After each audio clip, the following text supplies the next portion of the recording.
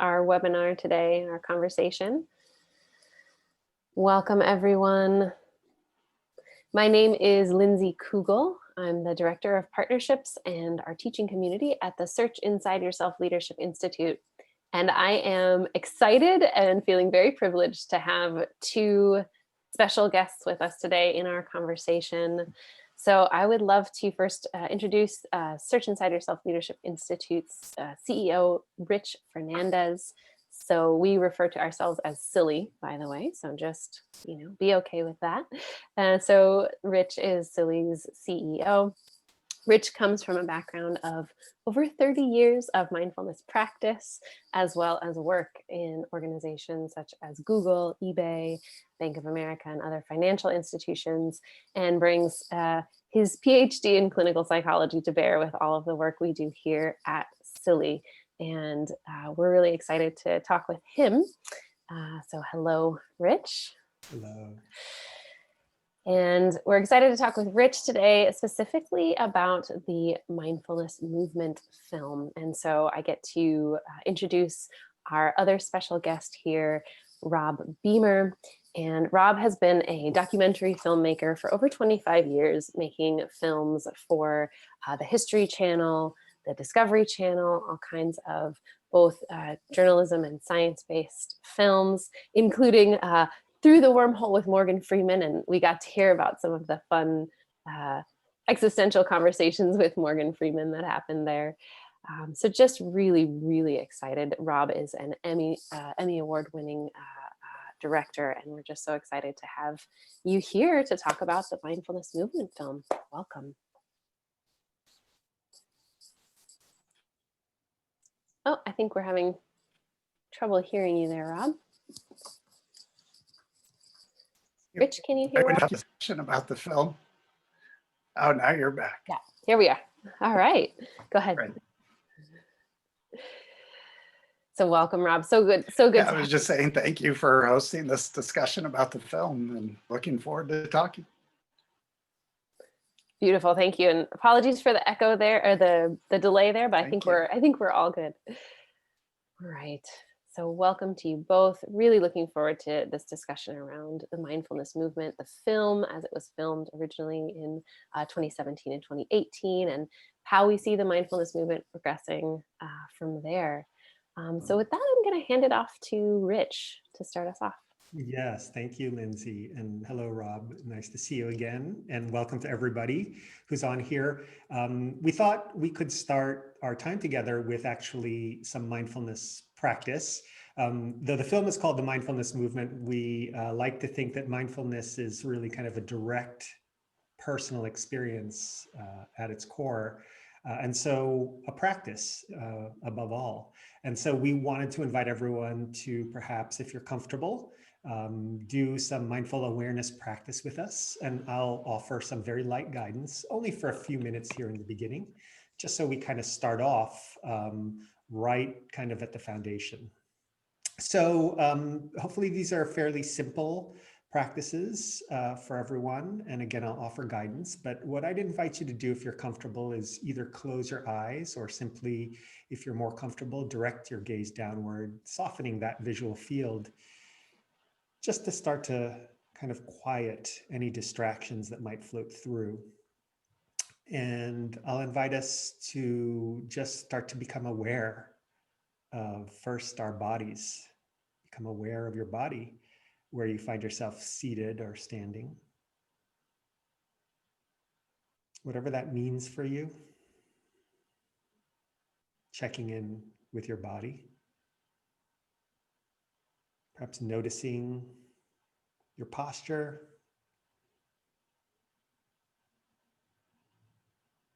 Any tension in your body. And there's nothing to do other than to just observe with a kind of kind attention to begin.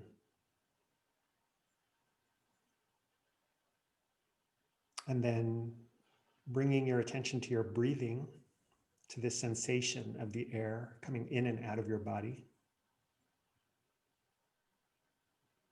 The in-breaths and the out-breaths. And that full repeating cycle of the breathing. gathering and collecting your attention, resting your attention gently but firmly on the breath.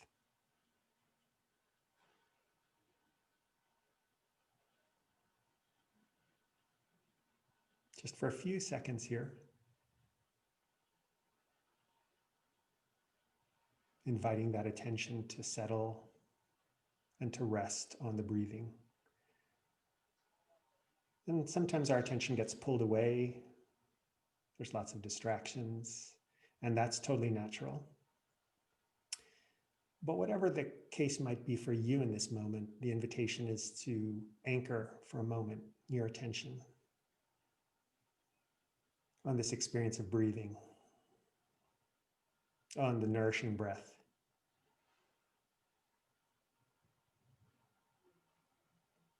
And just as you are, I'd like to invite us also to exercise a very, very brief gratitude practice. Inviting a thought or a sensation or a feeling about something you're grateful for today. One thing that you may be grateful for.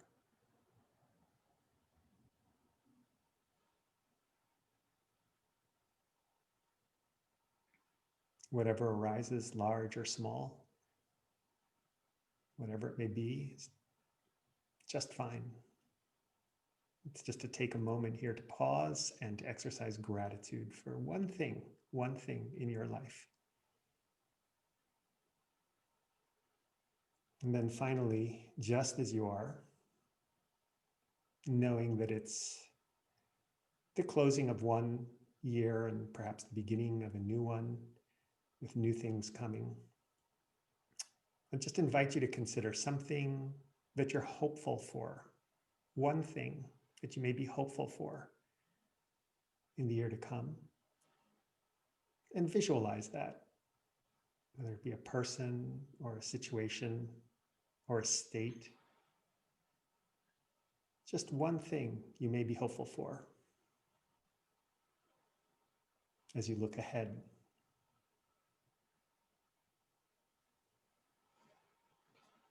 And then as we end this practice together, just inviting you again to reconnect with your body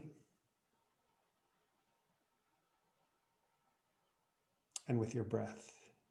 And at your own pace, taking 3 slightly deeper breaths at your own pace.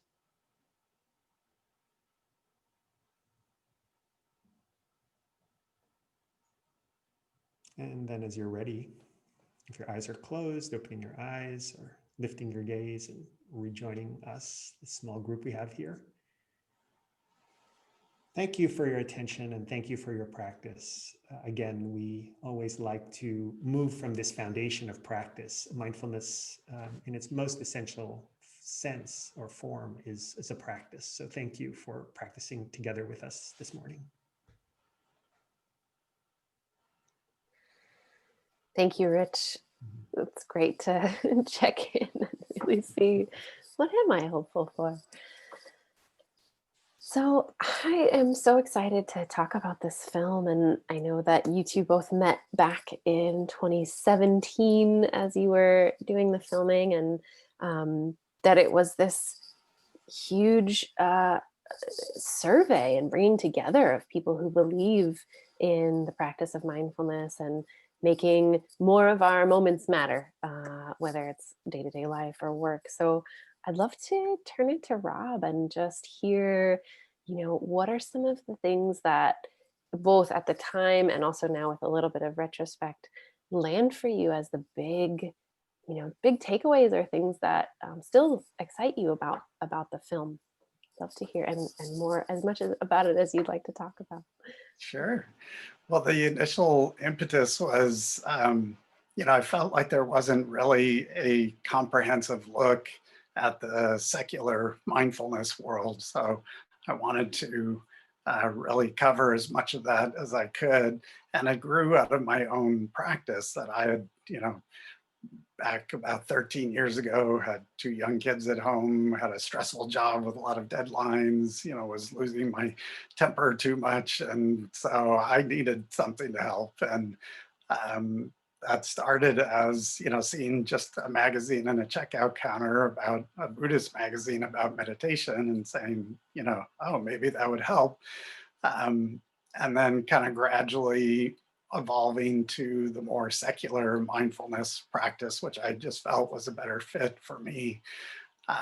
So it really became, as I was finding that very useful, using my skills as a filmmaker to help share what I was learning and sharing the benefits of mindfulness with other people. And, very happy that people in more than 70 countries so far have watched the film. And, really the goal was either to give the existing mindfulness community something to celebrate and point other people to, and then people just discovering mindfulness to get a real taste of it and the benefits of it.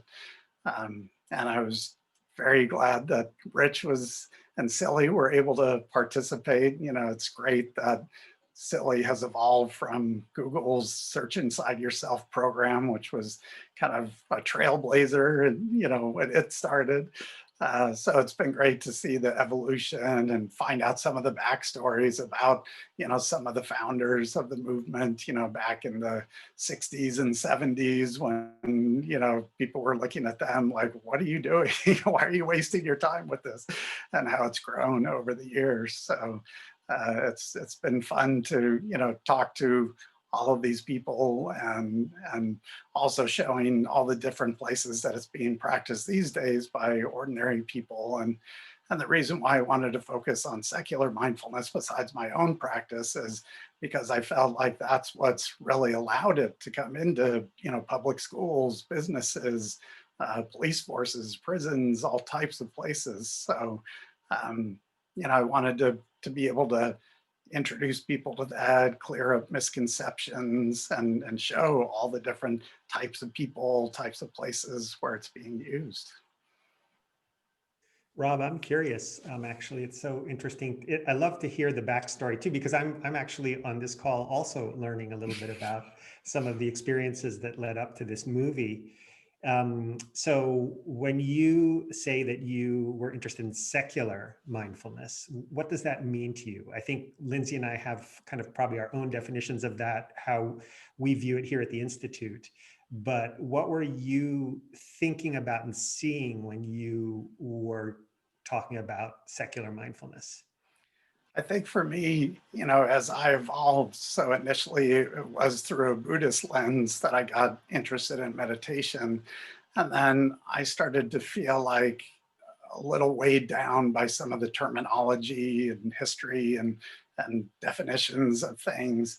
And I tend to be somewhat skeptical too. I definitely identified with Dan Harris in the film, where he came into it with some skepticism. And, I had worked on a lot of science-based projects.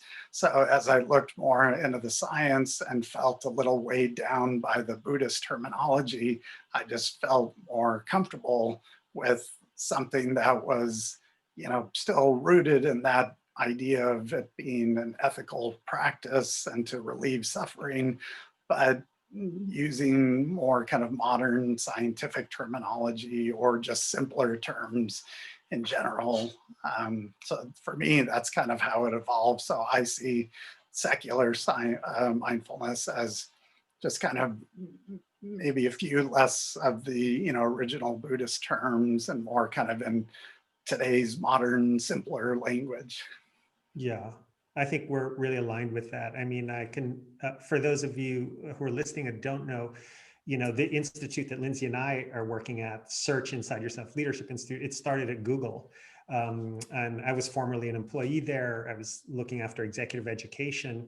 And one of my dear colleagues and one of the founders of this institute, Meng Tan, was really interested in seeing ways to approach the practices that are around mindfulness and meditation from a kind of a science-based and evidence-based way. Of course, Google being a very empirical, data-driven culture, I think the science and the evidence base was really important.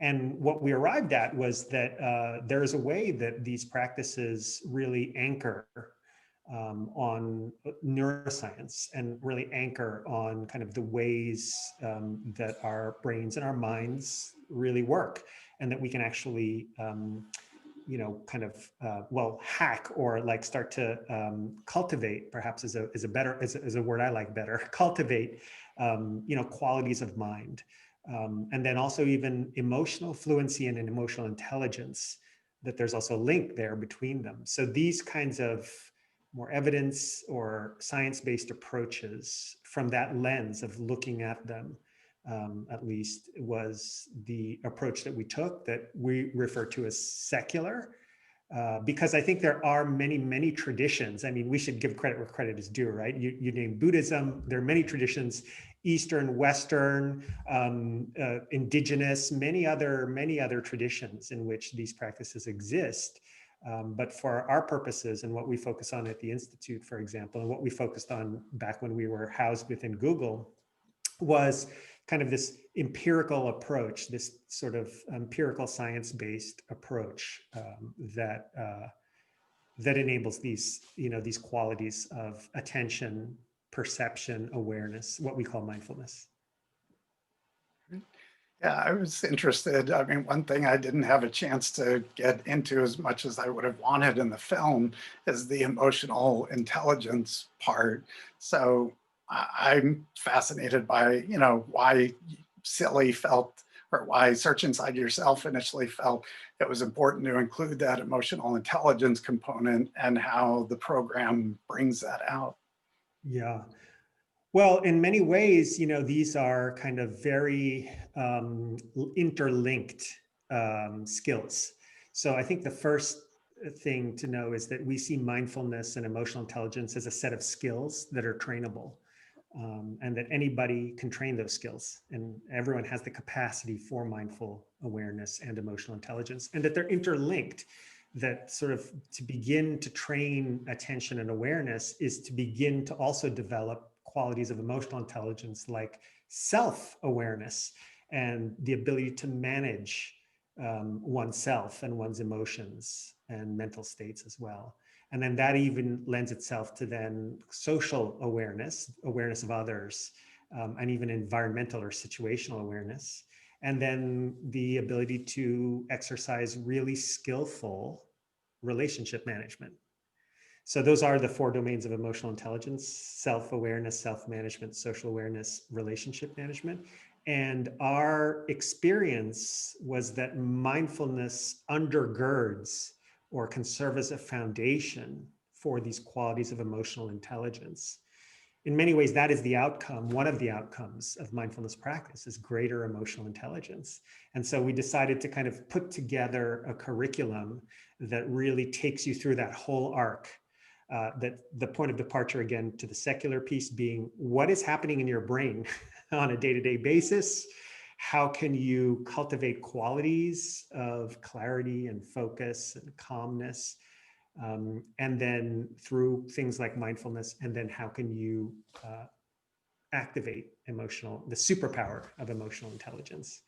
And that proved to be a very, very appealing thing for the employees at Google initially, and then for employees in many, many organizations around the world where we work, but also not just employees, people and communities, individuals, right? Because who couldn't use more kind of mindfulness and emotional intelligence in their lives? But yeah, initially when we started architecting this at Google, it was because Google engineers realized they had to work with other humans, and that it would be helpful to have emotional intelligence to do that. And also because, it was a challenging environment, high performance environment. And they really were looking for tools to suffer less and have kind of a more optimal experience. So for all of those reasons, we kind of created this approach that incorporates both mindfulness and emotional intelligence. And Lindsey, of course, you're one of our senior teachers as well. So I don't know if you have any other, thoughts on that and how it currently plays out as well.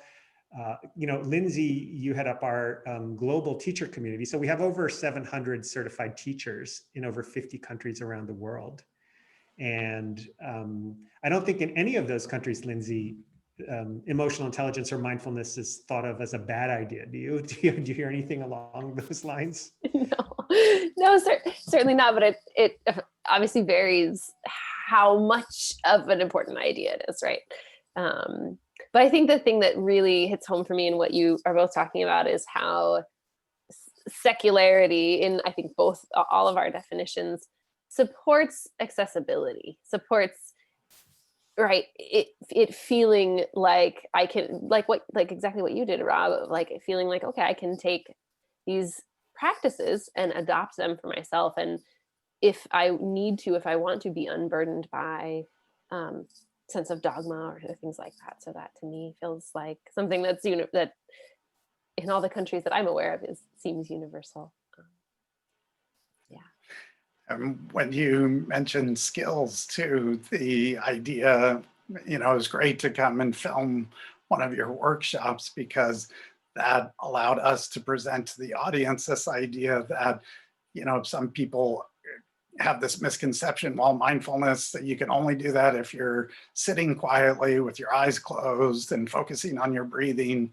But this idea that, there's mindful walking and mindful listening, and maybe both of you could talk about some of those skills and practices that you guys focus on.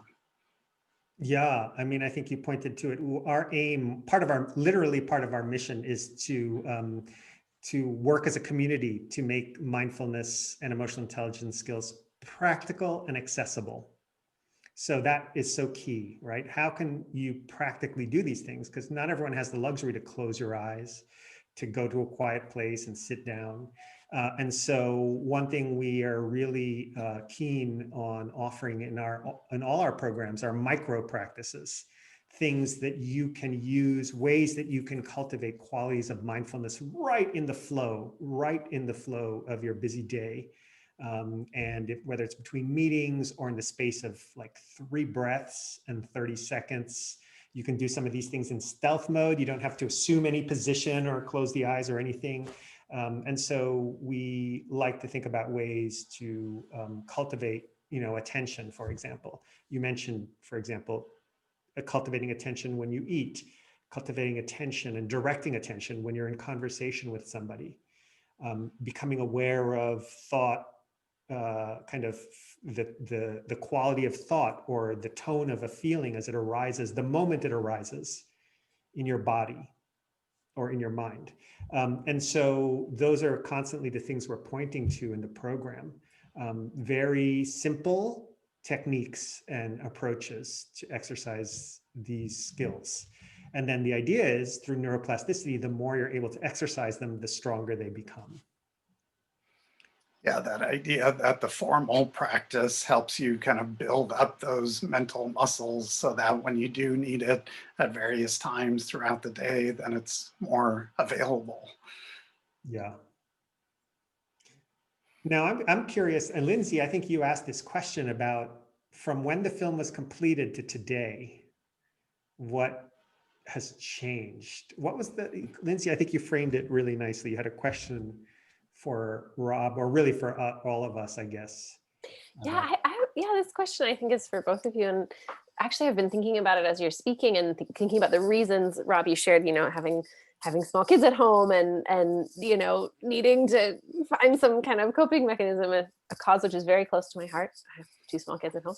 And so, but I'm curious, so for you, Rob, and also for you, Rich, the people you encountered in the film, both the participants and of course also the teachers had their own impetus for finding mindfulness, making it a part of their life. And so I'm curious about what you saw with respect to that. What were the reasons that people were gravitating toward it? And then now, what do you see as that? And for the folks that you may still be in contact with, what does that look like today, both then and now? Yeah, today the mindfulness community is very busy, which I'm sure you guys are part of that. There's definitely a stronger need for mindfulness more than ever with all of the changes that have been taking place in the world this year. But it was fun to talk to some of the pioneers, some of the leaders, to find out, I think for me and for a lot of people, you kind of visualize these longtime experts as just kind of always being experts, But so it was fun to find out, from Jon Kabat-Zinn, from Sharon Salzberg, from George Mumford, Daniel Goleman, why did you get interested in this? And it really comes back, I found, to those same key concepts of, people being stressed and needing some kind of relief or just a curiosity about it. I think George Mumford put it really well in the film where he says people come to the practice usually when they're suffering or seeking excellence, and I was in that suffering category and needing coping. And then other people are just looking for that, extra bit of, peak performance. And so it was fun to see, those kind of universal themes of how people got interested. And then, thankfully they kept going and really got it out there to the public. And so, I just hope that people, since there is so much to cope with these days, that people really are getting this idea, as you both have said, that it's just a basic skill that we all have, and separating it from, some of the misconceptions of, oh, it has to be Buddhist, or it has to be, a certain type of thing, or, I've got to have, crystals at home, or I've got to sit in a certain position, or anything like that, and just say, this, neuroscience has showed us this is how our brains work, and that these simple things are helpful based on the way our brains work. And so I just hope that these days people are finding that as one of the helpful coping skills. And, besides still reaching out and turning to each other, but then even when you are turning to someone else, making the most of those moments where, as Rich was saying, with the mindful listening, of really focusing on what is this other person saying? Am I really understanding this person, instead of what we also often do of thinking what we're going to say next? Yeah, absolutely. I think I would add to that. And by the way, if anyone who's listening to this is on the call right now, feel free to chat over any questions, or hit that Q&A button and send us questions. Obviously, we're in conversation with each other, but we certainly want to include you. So if you have thoughts or questions or reflections, please just hit chat or Q&A. We'll keep our eye on that. I think to add to that, Rob and Lindsey, I think our experience, certainly my personal experience, has been also that the cultivation of mindfulness is a key factor in enabling well-being and resilience. And so some people come to it to alleviate suffering. Some, like you said, come to cultivate excellence. My own experience and what we see over and over here at the Institute is people come also because they simply want to cultivate this skill of well-being. Of course, they're all interrelated, right? But like, I go back to my very first experience of meditation. I was probably 18 years old, first year of college. And I went to a martial arts class where we sat for meditation and then we did Tai Chi. And it was a game changer for me. I don't think I was particularly suffering. I mean, I was 18 years old. I was a freshman in college. Like, there wasn't a lot of suffering necessarily, but what that experience, it was like a breakthrough experience, perhaps, like for me, in the sense that it shifted a paradigm. It was like, whoa, I can step back from the mental chatter or any emotional churn that's causing difficulty or et cetera, not to tamp it away, but to just sort of take a one step back practice almost, and simply sort of see it from a broader perspective. And all of a sudden, like, the world shifted, that I didn't have to be kind of caught by all the thoughts or the emotions, that I could experience them and hold them and contain them in a way. And that has kind of been a factor throughout my adult life that's been so helpful. So in these times, when there is so much anguish because of COVID or climate or racial justice or political landscape, what you name it, right? There are so many challenges we face. The ability to kind of find a little space, find a way to revitalize in the midst of it all, and exercise a capacity of well-being is something that I am seeing amongst those who come asking for programs and so forth. Those are organizations, those are individuals. And then the other piece of that, of course, is resilience, being able to bounce back from the adversity and go from surviving to thriving.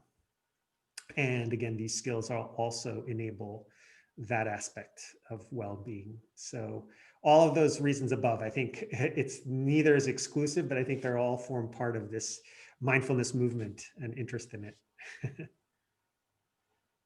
Looks like we may have, do we have questions? Yeah. There's one question in the Q&A, and thank you, and please keep them coming. Questions or comments, anything you want to share. Marielle asks if you could give a school teacher one thing to do with her students. I'm a mindfulness teacher at a school and loving it. What one activity would you do? And as moderator, I'll take the privilege to add a little piece to that, which is also, if the school teacher is not able to be in person, is there another kind of additional piece that you might add? Rob, did you see anything in, I have one thing I'll share, but did you see anything in the film or with some of the folks you talked to? Because I know you probably talked to folks who do mindfulness in schools. Yeah, it was great to go to some different schools and see this working, not just with younger kids, but with, high schoolers who are so concerned about looking cool or not, but it was great to see when it's really part of the culture there, that they see the benefits. Obviously a lot of what they would focus on are just kind of the simple breathing things, especially, when you first come to school or after lunch. But then now with the remote learning, if you're switching classes, then maybe just each time you log back on, a few simple breaths.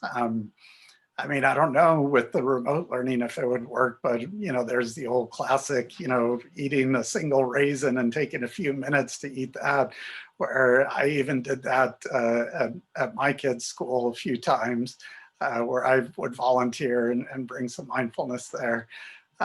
Where you get a lot of, giggling and, you're asking kids to look at it and smell it and roll it, does it make a sound? And so but it's like kind of a fun way where by the end of it, even though there's some giggling, they realize, oh, I've just spent, 3 minutes just focusing on this raisin. So but I'd be interested to hear, Rich, what you find effective.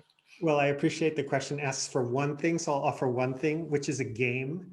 I think for kids, especially younger kids, it's hard to sit and necessarily do a breath practice. So I like to do a sound related practice, which is, and I think you can do this via Zoom even, right? Which is, I'm going to use a bell and I'm going to invite the kids to listen to the bell to the last bitty sound of the bell you could possibly hear.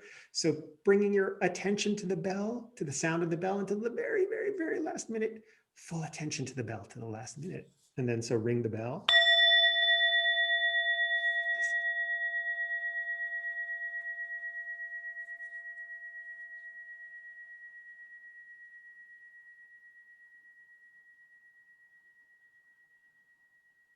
And they can raise their hand when they hear the very last part of the bell. So gamify it would be my answer to you, and invite in the practice of mindfulness in a kind of gamified, fun fashion that's kind of suitable for the age group. Thank you both. We have another question, which I think is really, it's really apropos now and always for mindfulness. Although mindfulness is becoming more accepted, I still find, at least in my circles, that it is viewed as something somewhat esoteric or out there, in quotes, by those who don't practice it or in traditional companies or settings. So how do we, as champions of mindfulness and its benefits, help to make it more mainstream? I think, Rob, you interviewed Dan Harris in he's one of the experts in the film, and some of you may have seen a clip of him elsewhere also, where he talks about the fact that in the 1950s if you told people you're going to go out for a run, they'd say, who you're running away from, right? Like the idea that this was a form of like, that you can actually exercise your physical body to have a benefit was so strange. And I think that's analogous to the way that traditionally people who are skeptical of mindfulness think about it, which is it's sort of a nice to have, it's this esoteric thing, as you were saying there. And in reality, you know, so much more science these days points to the fact that there's huge benefits, both in terms of performance as well as wellness. And then also when you put those all together in the context of an organization, it can actually help the organization overall perform better, both in terms of what they deliver to the world, and in terms of even things like, you know, profitability or retention of talent or operational excellence. So whatever the core metric for an overall organization, let's take a business, for example, there's ways that mindfulness can contribute to that priority list. And we've actually measured it, for example. And like we have a client, a very large global, well-known software client, which is SAP. And this is on public record, so this is no secret, but we know that they've trained over 10,000 employees in mindfulness. They use our SIY core programming to do that. And they know that employee engagement, employee wellness, the ability to collaborate, creativity, the decrease in stress, decreases in absenteeism, all result from these practices of mindfulness, and those translate into business results. And they actually have those measured, and they can actually even equate them to dollar figures. And so what happens when you're able to prove the theory of the case through metrics and through, in this case, business outcomes, it makes it much, much more convincing. So just like exercise, going for a run or any form of physical exercise increases employee health, for example, and that has a good outcome for a company, mindfulness is very similar in that regard. Yeah, and I would add that one kind of self-serving way to to help make it more mainstream. If someone's skeptical, point them to the movie, because that's really one of the main goals of why I made it, was to show people who might be skeptical or might just not be familiar. Look at all these different places where it's being used, and we filmed at Aetna. We filmed with Bill George at Harvard Business School. So, you know, if it's working at Harvard Business School, there's a good chance that it'll help your company, and all the great work that SIYLI's done with so many organizations. So, you know, I think it just comes back to that idea that it's a simple process that happens to work based on the way our brains are wired. So if someone still has reservations, say, well, look at, you know, some of the neuroscientific research, or look at how it's being used in these big companies. You know, it's just a basic skill that we have where we can help our brains. You know, Rich, before we went live, was, you know, talking about the idea of mental hygiene. You know, we spend time with our physical hygiene, taking care of ourselves or exercising, and then this is some basic mental hygiene that, you know, was discovered thousands of years ago, but then now we have a more scientific, analytical understanding of how it works. Yeah, and I think to that, I think it's very important to emphasize the fact that though it, you know, Rob, we met obviously because you were interested in our work within the workplace. But it's important to also emphasize that these skills, think about mental hygiene, right? Like that in cultivating these skills, they have application across sectors and across populations. You know, so certainly we got the question here from Mariel, one of our listeners, about schools and school children, but there's also application for example, veterans with PTSD in hospital or healthcare settings. You know, I have a dear friend, Dr. Rina Katecha, who's training surgeons to cultivate their attention and to cultivate their awareness in the operating theater for example. So there are these, and we also here at the Institute, we've trained some criminal justice agencies, like in Los Angeles. We had allied criminal justice agencies to help them use the skills of mindfulness to build better situational awareness, better connection and empathy with their stakeholders and those whom they serve. And we had folks from LAPD and the Superior Court, public defenders, prosecutors across the board, social workers, folks across those allied agencies cultivating these skills so that they can serve better and perhaps even correct some of the things. And that's a kind of very large aspiration, but it's a beginning. It's a beginning way to start to kind of reset kind of that mental hygiene factor, so that we can be our best no matter where we show up, no matter what sector we live and work in. And if it goes no further than your own home, because goodness knows, I've tried to really practice this in my own home, right? With my spouse and I have a teenage son.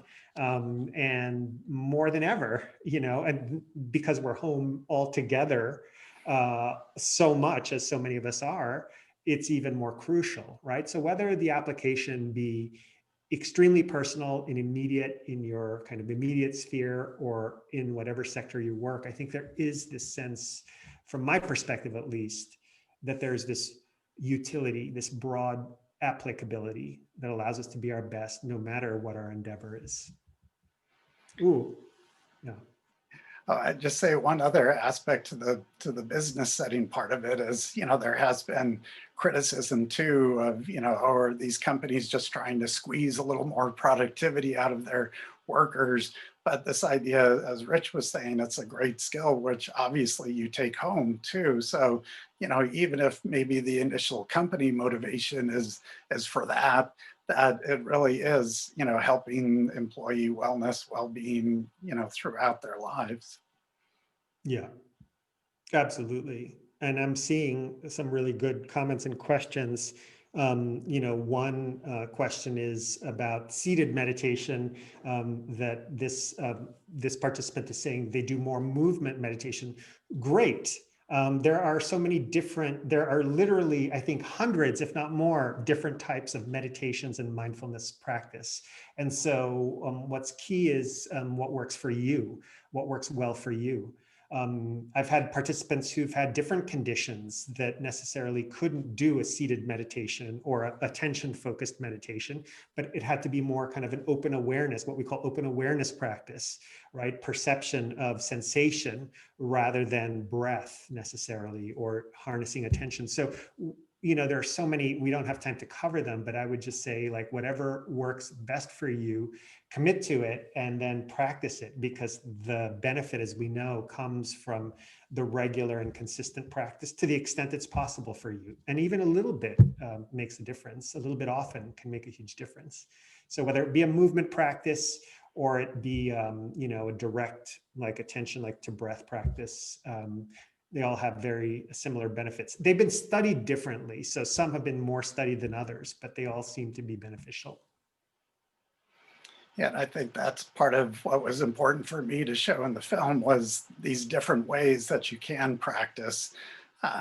Because just as we found, in schools, some people are more visual learners or more auditory learners.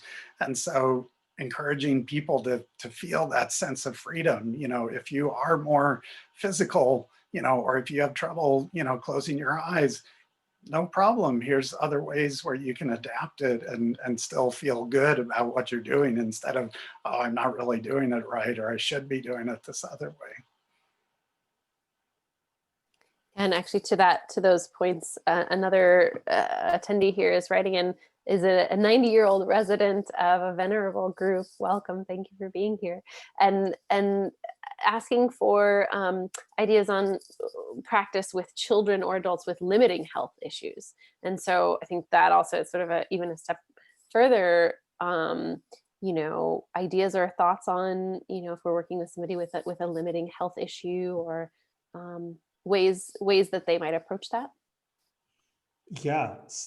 So those are two very robust questions, right? One for limiting health issues and one for children. Well, let's start with the children because there's lots of resources there for children. There's wonderful books. I think there's one that I got my son way back. I think it was called like Mindful Piggy Meditation. It's about a little pig who meditates and like what that is. So there's lots of books, and there's also some nice resources like mindfulschools.org or Mind Up are programs that focus on school-age children. And they offer lots of different practices. The practice that I talked about here, the gamified sound practice, is an example of one. They do other games like holding an ice cube and to the last possible moment you can stand it, but noticing the sensation, and lots of ways that make it much more accessible for kids. So I would recommend looking at mindfulschools.org or at the Mind Up program. Or if you have teenagers who want to actually go deeper, they have, there's a nonprofit called iBeMe, like the I and then BEME, and they hold retreats for teenagers, mindfulness retreats for teenagers of various lengths. So I think it's typically a weekend. And so they practice different forms of mindfulness there. That would be for kids. And then for folks with limiting issues, that's a very broad category, but these days, there's a lot of apps that offer different types of practices that can be pretty accessible for folks. So calm.com is one that I really like. And they offer some are very simple. Like you can just listen to the rain and see a beautiful high resolution kind of video of rain falling as a way to promote relaxation. And then they have more formal practices of progressive relaxation, et cetera, and that you can use those, via sound. Now, if there's other limiting issues, I'm sure there's other organizations that offer ones that are more oriented, tactily or specifically designated for healing different conditions. Like I said, with veterans, post-traumatic stress disorder is something where mindfulness is being applied to really, really good effects with veterans returning from the war theater. And so really it just depends on what the sort of, what the purpose is, but chances are, because of the broad applicability of these skills, there is a group out there that focuses on that specific health concern that you may have.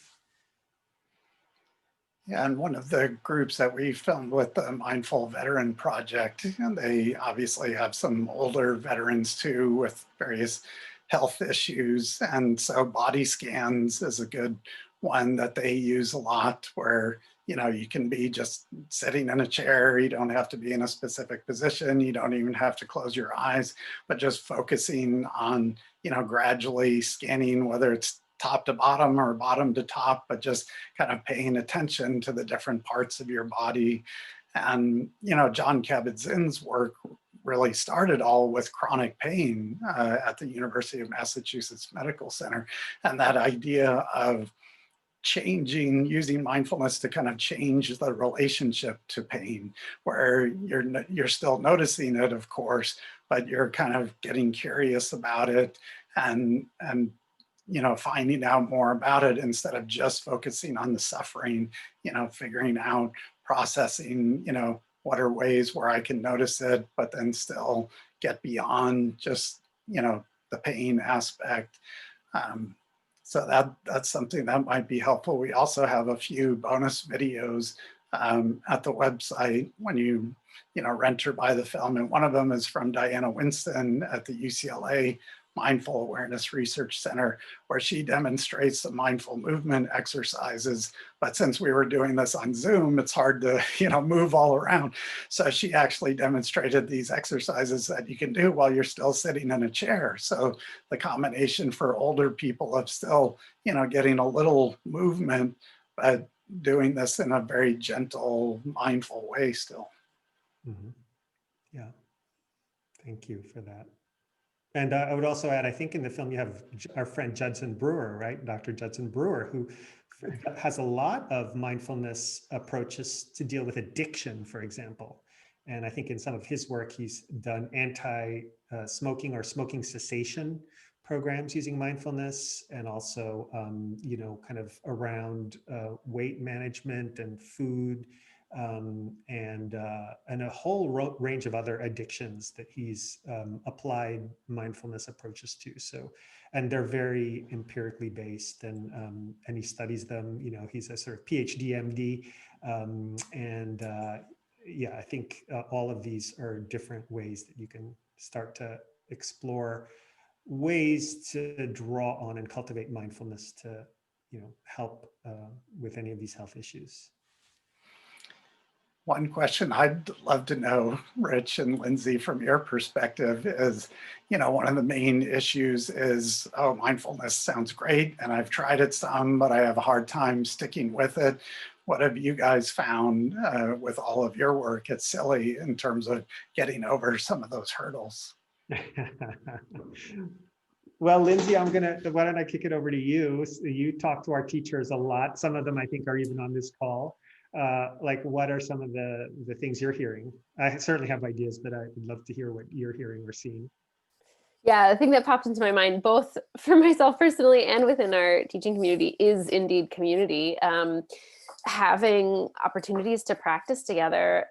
One thing that I was so delighted to see, our teachers came together and did a 24 hours of practice kindness, where we did a compassion practice every half an hour, a different person leading for half an hour over the course of a day.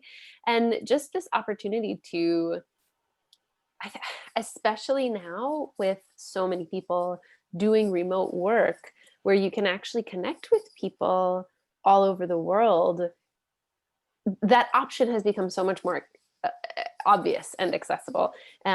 So this idea of creating community for people to sit with, or not sit, as the case may be, but to practice with, and also talk about the struggles with. I think there's a lot of acknowledgement and listening that's just so healing unto itself in this current time.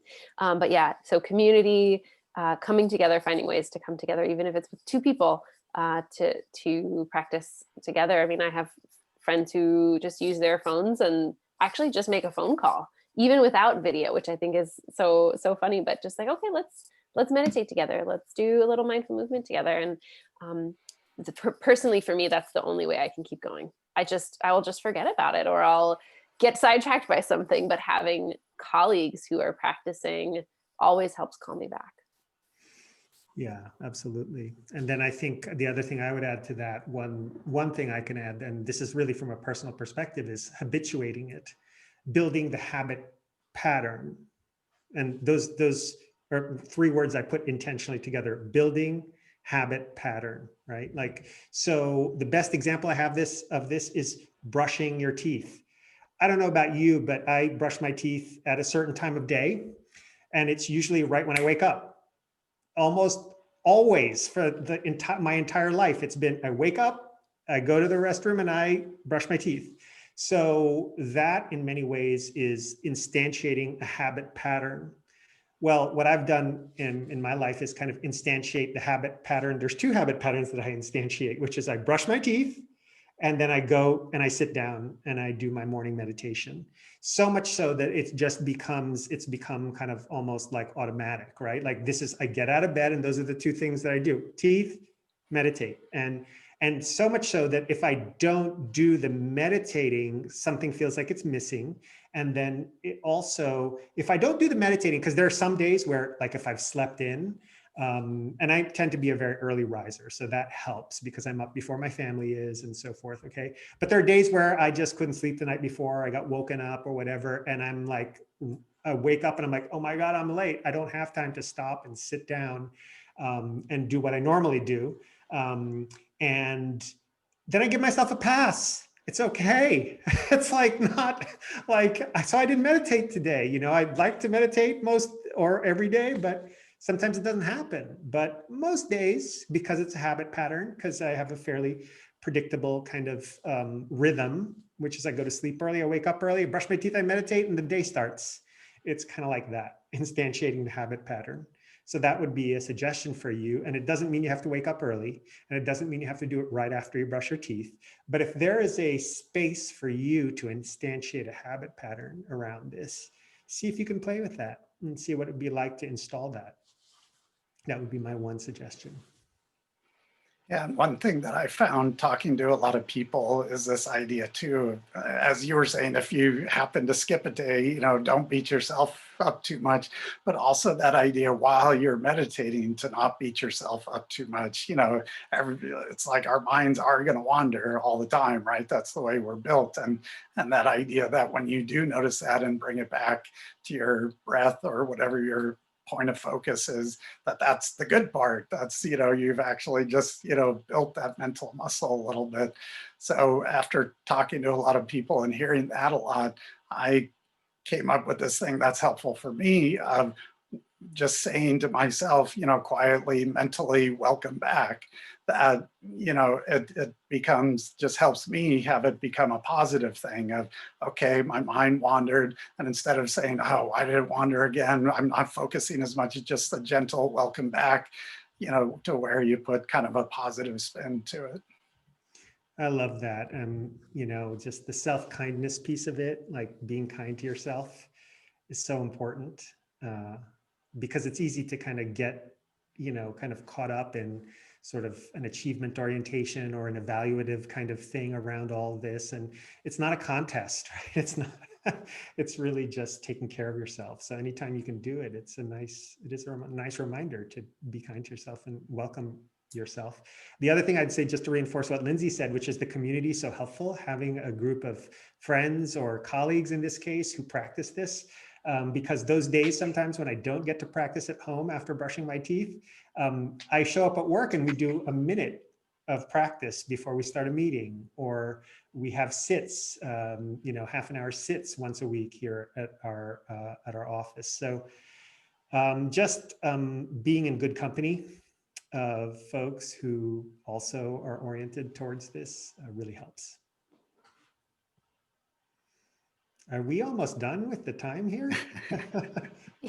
Yes, we want to be conscious of our time. We have about 2 and change minutes left, and so appreciating it and all the suggestions that you both have shared. I'm curious if you have anything you'd like to leave us with, and thank you again also to everyone who's chatted in your comments and questions. It's been really, really great to have you engaged and connected. So. Rich, Rob, is there anything you'd like to leave us with in this conversation? Well, I'll say again, just thank you for hosting this. And, it's just so fun to, whenever I get a chance to talk about, it starts maybe as a conversation about the film, but quickly becomes mindfulness in general and people exchanging ideas and what's helpful for them, or, what they've learned from other people. So, and that's part of that sense of community. So I'm grateful for you providing another opportunity for a discussion, and just encourage other people. Those are great opportunities. If you do meet someone who has a misconception or just isn't aware of it, this idea that then you can kind of become an ambassador for mindfulness, and help spread this. And that was really the goal of the film, to help spread this to as many people as possible. Yeah, thank you. And I would also thank you all for being here, and your attention and your interest and your commitment to this, this set of practices we call mindfulness, and also just kind of the appreciation that we're all here doing this stuff because it really helps us all, each one of us individually, align to the best within ourselves. And so may your practice of mindfulness and may your pursuit of this align with the best in you, and may you be well. So thank you. Thank you both so much. And again, congratulations, Rob, on the film. And we've dropped in the link if you still haven't had a chance to watch it, to check it out. And it's a beautiful way to create ambassadorship for mindfulness. Thank you both for the work you do. Thank you. Thank you. Thanks, everyone. Take care, everyone. Bye. Bye.